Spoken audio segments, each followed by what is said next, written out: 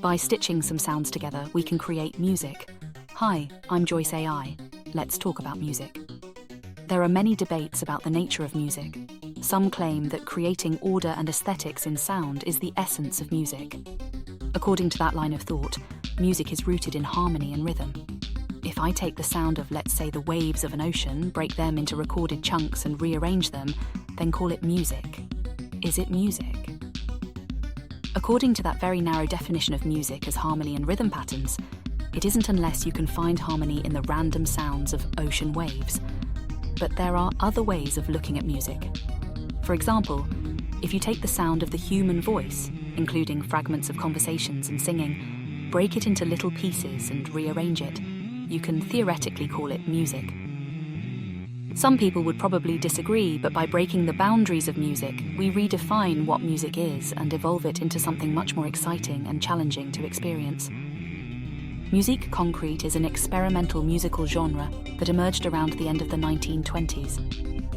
The composers of Musique Concrète used recordings of found sounds as the basis of their music, much in the same way that ready-made artists used found materials in their artworks. Included in Musique Concrète were things like the sounds of passing cars and industrial machines from factories. The act of recording sounds and sculpting them into musical statues became the act of composition. Other musical genres evolving from Musique Concrète, like industrial music, took it even further, incorporating electronic sounds that were sometimes far removed from music's melodic or harmonic roots. They created a new kind of aesthetic for their music. John Cage took it to the opposite extreme with a musical composition titled 4:33. This musical piece is composed of a score containing only silence. By silencing the music itself, Cage makes the observation that everything around the music can also be considered music in itself: the sound of the audience shifting uncomfortably in their chairs, the sound of someone in the audience coughing, the sound of someone else giggling when he realizes the orchestra is just sitting there, as if frozen in time, not playing their instruments.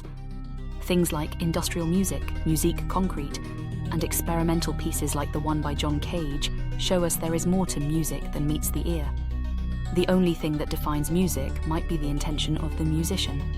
Music might have some completely random elements, but by arranging them or deciding which sound fragment to use, music is created.